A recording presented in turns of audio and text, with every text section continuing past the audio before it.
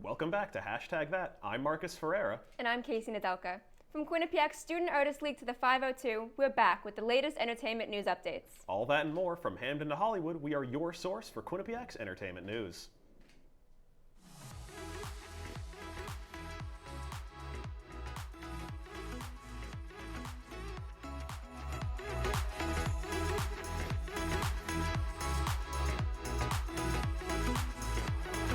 From Hamden to Hollywood, we are your source for Quinnipiac's entertainment news. British actor and comedian Russell Brand has been accused of sexual assault, spanning from 2006 to 2013. In an article by The Times released on Saturday, Brand allegedly sexually, emotionally, and physically abused 4 women in this time span, one of whom was 16 years old at the time. The investigation, starting in 2019, includes accounts from hundreds of sources close to Brand, including family and ex-partners, as well as emails, texts, and medical reports. In response to these allegations, Brand released a video on his YouTube channel Friday saying, quote, "This litany of astonishing attacks are some serious allegations that I absolutely refute. The relationships I had were absolutely always consensual," unquote. John J. York, a 64-year-old star known for his performance in the long-running soap opera General Hospital, will be temporarily stepping away from the show. His departure is unfortunately due to a late 2022 diagnosis of myelodysplastic syndromes, or MDS, and multiple smoldering myeloma. In a video recently posted to X, formerly known as Twitter, where York revealed the diagnosis, he said, quote, "Over the past many months, I've had 3 bone marrow biopsies, many chemo treatments, I have another one coming up in a couple of weeks, and I'm closing in on a blood stem cell transplant," end quote. Both MDS and multiple smoldering myeloma are disorders related to blood and bone marrow, and he is currently working with the bone marrow donation program Be The Match to find a suitable donor. He calls on others to consider joining the donor registry so that they may help the, quote, "thousands and thousands of other people who are in need of a donor," end quote. York first appeared on General Hospital in 1991 as the character Max Scorpio, and he has promised his fans that he will soon return as the character, while also thanking fans for their ongoing support. Actor Jonathan Majors, star of Creed 3, is in the news this week for breaking up a fight between 2 high schoolers last Monday. In the video released by TMZ, 2 teenage girls are seen fighting and rolling around on the ground, before Majors comes in to separate the pair. While this act was very heroic, many online are questioning the legitimacy of the clip. Viewers online noticed that the fighting seemed fake, that Majors kept turning to face the camera, and that the video released the day before Majors was due to appear in court, facing multiple misdemeanor assault and harassment charges in relation to a domestic dispute back in March. Majors allegedly struck and shoved a woman before twisting her arm and pushing her into a car. Commenters have called this a PR stunt, while Majors insists he was just trying to help. On Thursday, September 14th, Nintendo broadcast another one of their famed Nintendo Directs, which featured about 40 minutes of announcements and trailers for games coming this winter and beyond. The Direct opened with a trailer for the paid downloadable content coming to Splatoon 3, and later showcased the final wave of Mario Kart 8 Deluxe's expansion pass, showing their continued support for some of the Switch's most popular titles. Many non-Nintendo titles were featured in a big way as well, such as the hit game Among Us using the premiere to announce a brand new playable map. The Direct also featured an announcement not related to a video game. Nintendo announced that its Nintendo Museum in Kyoto, Japan, which will showcase the company's extensive history and products, will finish construction in March of 2024. The broadcast ended with the reveal of a Switch remake of Paper Mario: The Thousand-Year Door, a fan-favorite game that was originally released in 2004 on the Nintendo GameCube. Many popular Mario games have been receiving Switch remakes recently, such as Super Mario RPG, Luigi's Mansion 2, and the recently announced Mario vs. Donkey Kong, so this only continues the trend. The broadcast is available to watch on Nintendo's YouTube channel. Quinnipiac Student Artist League held their State of the Arts panel this week, and here with the inside scoop is Ryan Zayaks. Hey hashtag, this is Ryan, and on Wednesday I attended the State of the Arts panel for SAL, where we talked about the representation of the arts at Quinnipiac. Student Artist League was founded in 2022. I'm the founder and president of the organization. I first envisioned it in January of 2022 while I was a senator on Student Government Association. And so the basic mission of SAL is to promote and advocate for the unification, development, and recognition of the visual and performing arts at Quinnipiac. Today we had a really great conversation about the state of the arts, obviously on campus, and kind of the things that we're involved in, what can be improved upon, what we're kind of seeing in the art scene on campus at Quinnipiac, and how Quinnipiac kind of handles arts and how our students have the ability to partake in those kind of arts. Student Artist League, basically they're kind of an umbrella for communicating different arts events on campus and making sure that all the different arts groups are getting highlighted. So today they had this event to kind of bring in people from different kind of areas in the arts and talk about their experience, about things that the university is doing well, things that could be improved upon, and kind of steps that we can take as students. State of the Arts, this panel is basically something that we started last year. We actually did it in the Piazza last year, and we had a very informative discussion about, what are some of the things that, how can the arts be further supported here at Quinnipiac? What are your experiences in the arts, whether here at Quinnipiac specifically, whether it be positive or negative? That we've definitely been growing a lot, which is really exciting. Even in my org in particular, we have a lot of first years who want to be involved, which is super awesome and really refreshing and really exciting. So I feel like we have a lot of young blood coming up into the scene, but we have a lot of new organizations. Like SAL is a very, very new organization. Comic Sans, the improv troupe, actually just became its own organization as well. So we have a lot of kind of new organizations, but also just a lot of new friends. So it's really exciting in that way. That's what the panel is about. It's a play on words, State of the Arts. It's about finding what role does the arts play in our future focus university. We say that a lot here at Quinnipiac, University of the Future. That's, leaderships and administration, strategic plan. Well, how do the arts play into that future? That's what this panel's about. Make sure you keep up with the Student Artists League on all of their social media platforms at Quinnipiac Sal. We'll be right back after this commercial break. What do you think you're doing, Kevin? Was just gonna drive home. There are several warning signs present that you shouldn't be driving. Like hearing voices? Like your text-to-emoji ratio? Oh man, the selfies. Selfie. Nailed it. We all have warning signs that let us know that we're probably not okay to drive. Mine is pretending to be your subconscious. Craig, come on man, let's split a ride home.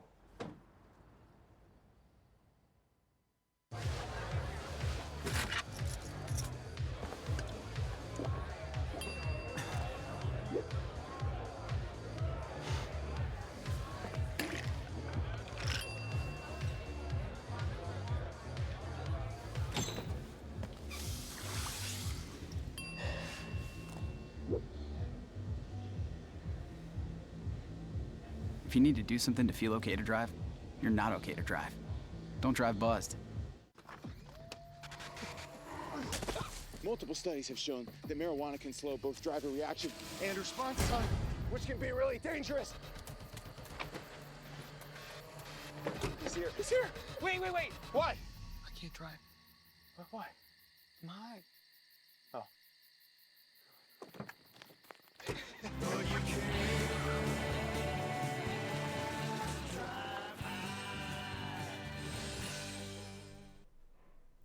Ice Spice just released her new Munchkin drink with Dunkin', and we asked you guys what you thought, and here are the results. So I believe the top one is liking it and the bottom is disliking it? Yeah, I believe 75% of you about voted that you are not interested in the drink. So, well, That's amazing. But anyways, we'll be trying them for ourselves right now. Now, I'm not a coffee person, and so this is frozen pumpkin spice with blended munchkins. This is our first time having these.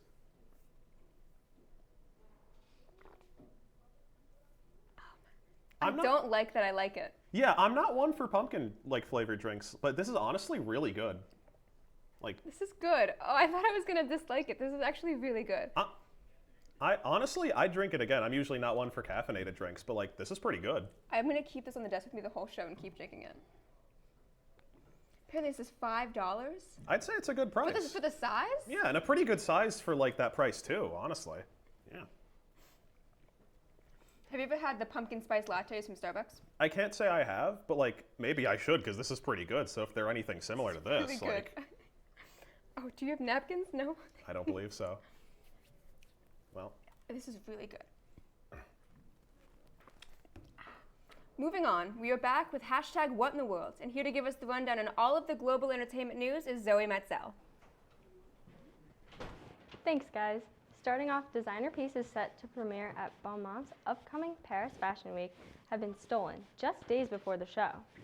Olivier Roustan, creative director of Belmont, updated fans via Instagram on Saturday, saying, quote, "This morning I woke up with a smile, starting the fittings for my next show at 9 a.m., and this is what happened. 50 Belmont pieces stolen.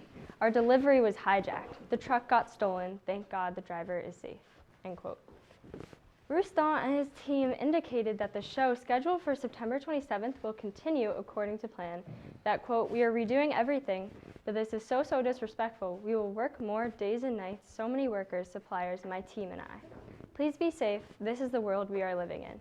Love you, Belmont team, and we won't give up," end quote. Filmmaker Ava DuVernay made history this month as the first Black woman to have a film compete in the Venice Film Festival. Origin, starring Ingenue Ellis Taylor and John Bernthal, chronicles the remarkable life and work of Pulitzer Prize-winning author Isabel Wilkerson as she investigates the genesis of injustice and discovers a hidden truth that affects us all. DuVernay opened up to the press about the reality of filmmaking as a Black woman today, saying, quote, "I can't tell you how many times I've been told, don't apply to Venice, you won't get in, it won't happen," end quote. This is groundbreaking considering the fact that the Venice Film Festival has been around for 80 years. She says, quote, "Now that's a door open that I trust and hope the studio will keep open. I don't feel like we would have the cast that we had had if it had remained in the studio system," stressing the importance of keeping the film an independent production. The film had its world premiere at the festival on September 6th, where it received a 5-minute standing ovation and is scheduled to be released in late 2023. BTS member Suga announces enlistment date for his mandatory military service, along with 2 other members who have already begun service. As of October 2022, all 7 members of beloved K-pop group BTS have been announced to serve in the South Korean military. Members Jin and J-Hope respectively began enlistment back in December of 2022 and April of this year. Controversy broke out when news first surfaced of their mandatory service for their country. However, the decision was made and all members will continue to enlist until service is set to be finished in 2 years. According to a fan translation of the artist's Instagram Live, Suga told ARMY his enlistment is not something to cry about and reminded them that they'd meet again in 2025. And he responded to comments about his new, shorter haircut he debuted on the live stream, admitting that he's still getting used to it. Wishing all the best to all the members of BTS as they undergo their time serving their country. That's this week's #WhatInTheWorld. Back to you at the desk. Thanks, Zoe. Lane Dubin is back with the inside scoop on the band The 502. What do you have for us, Lane? Hey it's Lane. I recently went to the freshly squeezed Happiness Tour from the band The 502s at Toad's Place in New Haven.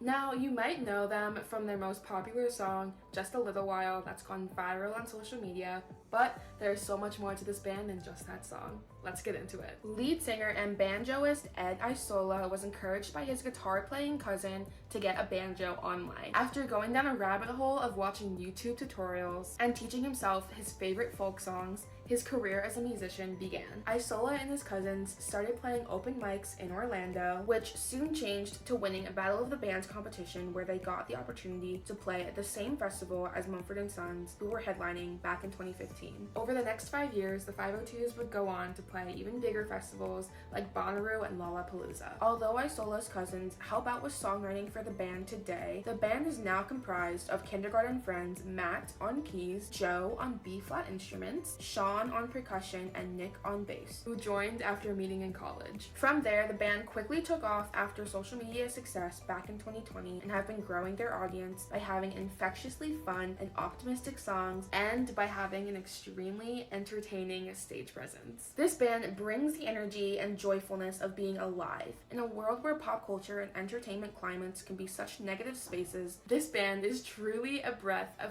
fresh squeezed happiness air. At the concert, they had a lead singer with the main instrument being a banjo, and that banjo being the main attraction of most of their songs is super fun and brings this down-to-earth quality to their music. Not only do they have an unconventional instrument like the banjo, but they also showcase a saxophone, clarinet, trumpet, harmonica, kazoo, tambourine, and a melodica, which is a blast to see. Although their song Just a Little While was the song I was going there to hear live, and it was just as outstanding as I hoped it would be, my favorite part was when they came out for the encore with the song Stories to Tell. And let me just say, What a way to close out a show. Every single band member got on the main mic and sang their hearts out to see how much fun they were having performing, and for that energy to seep into the audience for those final minutes of the show was Chef's Kiss. Although they only have 2 albums out, their most recent EP title encapsulates this band's aura perfectly. Pure serotonin.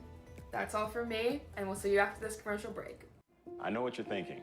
I need a job. I need a new career. Well, I've been there. I've been there. I've been there. I wasn't happy with what I was doing. After high school, I didn't have a plan. I just wanted to start working. I got laid off twice, but you gotta keep going. You just need the right skills. Find an apprenticeship. I found a 2-year IT program. I found a medical course online. I'm now a consultant in the tech space. You have more options than you think. You can do this. You will find something. You will find something new. Honey, what I think you need is a socket wrench. I played JV basketball. I'm sorry. I don't think it looks right. This is good, and it's all good, baby. Is it really all good?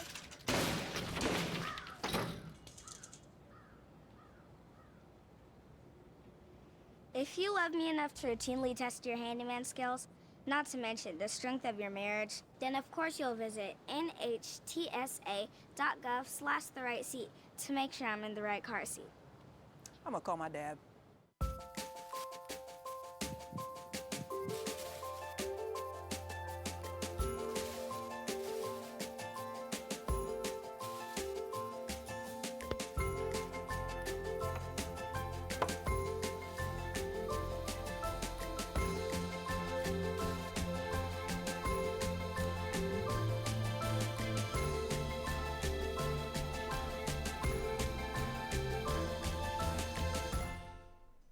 We're back with this week's Hollywood News Update, and here to fill us in on all the latest West Coast entertainment news is Michael Katz-Flynn.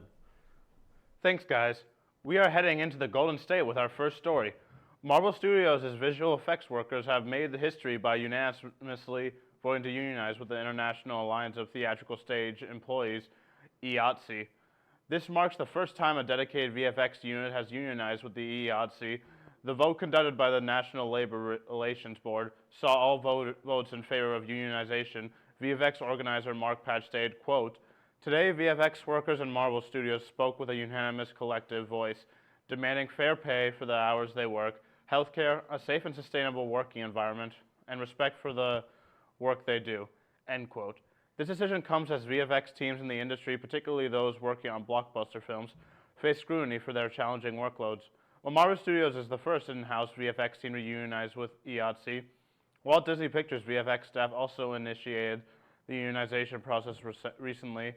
Next, the union will engage in collective bargaining negotiations with Marvel Studios to address the workers' needs. This development occurs amid ongoing strikes by the Writers Guild of America and SAG-AFTRA, signaling a broader demand for workers' rights in the entertainment industry. How do you think this will result? Will the VFX artists get what they deserve, or is this going to be the beginning of yet another Hollywood strike? Well, I support VFX artists and any artists in the entertainment industry for that matter fighting for the rights that they absolutely deserve. But given how long the current Hollywood strikes are going on for, I'm not sure how successful or quick it'll be for them. I also fully support unionizing, and I think that Marvel VFX unionizing has been a long time coming. It's been very obvious with the last few Marvel movies and TV shows that the quality of VFX has just been plummeting, and it's because they're being rushed to create so much content in such a short span of time. I mean, shows like She-Hulk, which are major VFX shows, look awful. So I think that they need much better working conditions. Yeah, just too many Marvel shows coming out recently. Just they're probably being overworked way too much. And MKF, what do you think? Yeah, no, I'm fully with you guys. Marvel VFX workers deserve more time and more credit for their work. The past few Marvel movies and projects have just been way too much overload, just overworking them. And I'd even argue that the original Iron Man from 2008 has better CGI than most of the stuff we have today. But anyways, moving on to our next headline. DC has finally released the first trailer for Aquaman: The Lost Kingdom. While the trailer has been well praised so far, reports indicate that Warner Bros. Doesn't have much faith in this movie, which is why they've waited so long to give us a trailer, and they do not intend on spending a lot on marketing. There's been a lot of test screenings with very different reviews, and the most recent test screening over the summer was received so poorly, people were walking out of the theater midway. While the first Aquaman was a financial success, DC has been consistently flopping with their only 2 victories since taking place outside the DCEU's continuity. The movie also had several rewrites, with one version having Keaton's Batman, another with Ben Affleck, and now no Batman at all. Fans are also frustrated with their decision to keep Amber Heard as Mira after all the controversy surrounding her, and we saw how WB keeping Ezra Miller for The Flash worked out. Also, given how The Flash wrapped up the Snyderverse and Blue Beetle takes place in James Gunn's new universe, the movie has a bit of an awkward placement. But what do you think? Will the first movie's success help this movie succeed despite everything else, or is this going to be the cherry on top for DC's 2023 fails? Oh.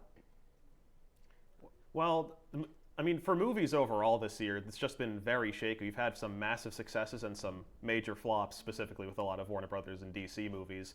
And I'm not really sure the new Aquaman movie is going to have anything unique to it to really make it stand out in a lot of the movies that have come out this year.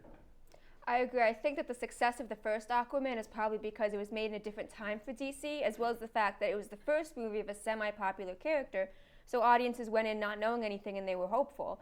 With the performance of the first movie and with how the test screenings are for the second one, I can't imagine that this new movie is going to be successful at all. What do you think, Michael?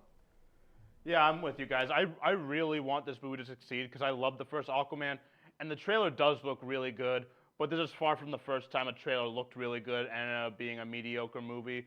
The first, if this movie makes any money at all, it's definitely going to be boosted from the first Aquaman. But with everything going on, with Amber Heard, them not marketing the movie and everything else, I don't have much hope for this movie. But finally, after very minimal updates since its announcements in December 2020, it has been announced that Donald Glover's Lando series is now going to be a movie.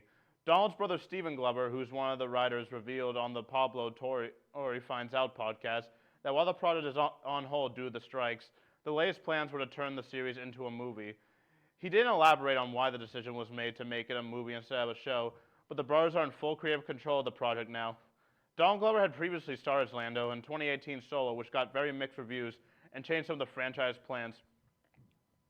Kenobi was originally slated to be a movie, along with Boba Fett, which would have taken place in his bounty hunter days and be drastically different from what we got in Book of Boba Fett. There were a couple other rumored characters to be getting movies, but Solo crashing at the box office changed those original plans. But what do you think? Is this a smart decision to turn this into a movie, or should it have stayed a show? Personally, I think with how inconsistent movie just results have been this year, I think it should have stayed as a show. I think there's a lot more potential for, if it's like a weekly release, that'll have more people talking about on social media over a longer period of time and just retain more interest. Yeah, I think there's definitely been an overload in the amount of Star Wars TV shows lately, and releasing a mediocre show would be better because, again, like you said, it would stay relevant for a longer time as opposed to a mediocre movie coming out and then no one talks about it again. But I think it's going to end up being a non-issue because there's been such a trend in Star Wars movies directors backing off or their projects being canceled that, especially with it coming off of a movie like Solo that wasn't well performing for Star Wars, I can't imagine that this movie is actually going to develop. What do you think, Michael? So I have very mixed opinions on this. On one hand, I think it's a little unfair that Lando's getting a movie while Kenobi and Boba Fett stayed as shows. But on the other hand, it could be because they could be doing this because as they don't have enough material for a 6-hour show and they could just do a 2-hour movie. And as we saw with Kenobi, there was a decent amount of filler that people didn't like. So I think a movie might not be bad. But that's all we have for this week's Hollywood News Update. We'll be right back out of this commercial break.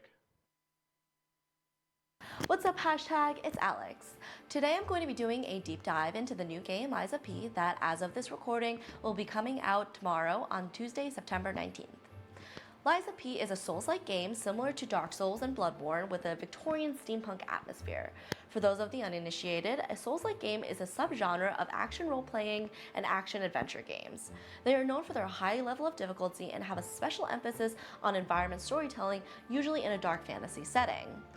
In the case of Lies of P, we follow P, a puppet created by Geppetto and inspired by Pinocchio, as he fights his way through the ruined city of Krat to unearth the secrets and lies buried beneath it. While the actual story of the game is still left vague in preparation of its September release, we were able to get a basic idea of the game mechanics through trailers and a demo which were released during Summer Game Fest.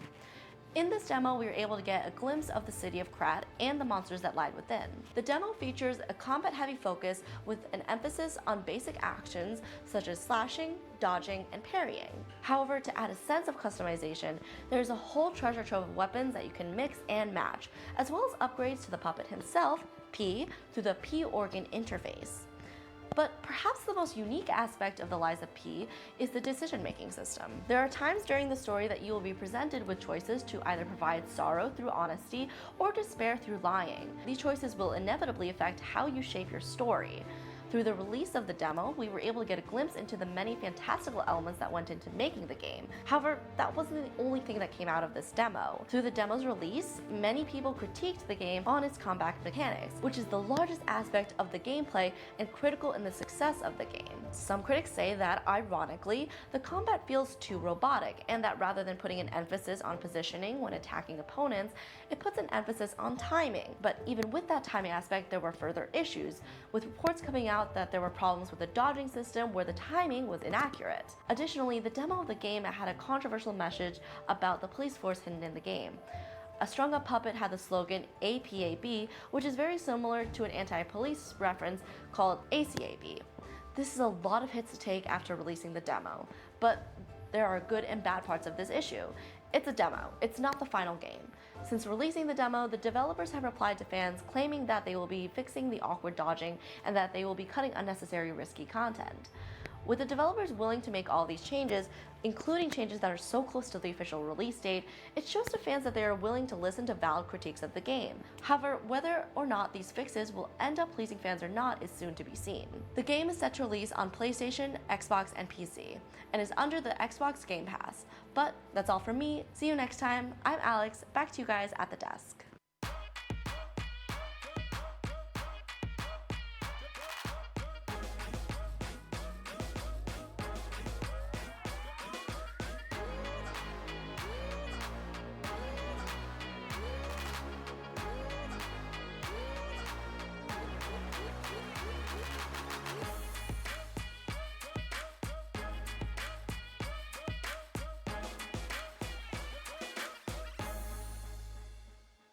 I think it's just vapor with flavor. It won't hurt my kid like cigarettes, right?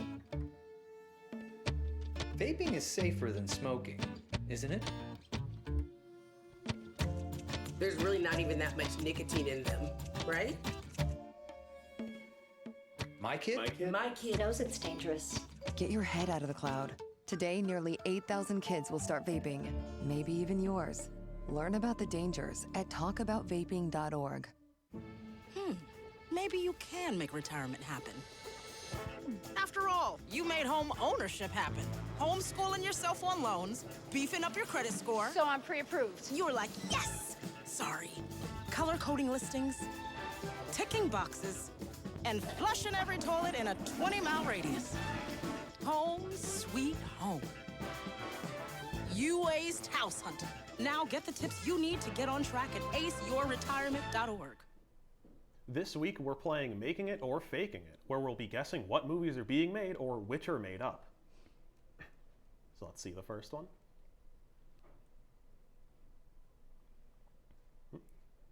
Ooh, Call of Duty. Call of Duty. I believe it. I think that this is definitely a game that has a lot of lore and story to it, so I could definitely see like a gritty war Call of Duty movie being made. Yeah, I haven't heard anything of it, but it seems like a super obvious and realistic pick, so like I could totally see it. What's the answer? Let's see. Fake. It's not being made. They should make it. I'd watch it. Honestly, I'd watch it too, All yeah. right. What's up next? Despicable. They have to be making a Despicable Me 4. See, but that looks photoshopped. I mean- That graphic looks photoshopped. I imagine it's Photoshop, but I still But, like- absolutely believe that they're making another one of these movies. Oh, moms on Facebook would eat it up. They're Absolutely. gonna squeeze it for everything they've got. Like whether That's it's real. whether it's That's this or not another made up. Minions movie, like they're definitely making another one. I'd be legit. shocked if it was fake. Let's see. I knew There it. it I knew is. it. All right. Okay. Next movie is last one. Minecraft. Minecraft. They're making a Minecraft I movie. know for a fact I've heard of this. It's Jason Momoa as Steve I from Minecraft. forgot about that. I don't. Because like of course they're making a Minecraft movie. It's Minecraft, but like Jason Momoa. Jason Momoa. That's But like Chris that's Pratt as insane. Mario was weird, but like he ended up being kind of good. So maybe it'll be good. We'll hold out for it. Let's see if we're right. That's all we have this week on Oh. And they're making I it. knew it. I just was so confident that I skipped to the end. Would be very shocked if that was fake. Anyways, that's all we have this week on #that. Make sure to follow us on our social media accounts to stay up to date. I'm Casey Nadelka. And I'm Marcus Ferreira. From the producers, talent, and everyone working hard behind the scenes, thank you for watching #that, and we'll see you again next week.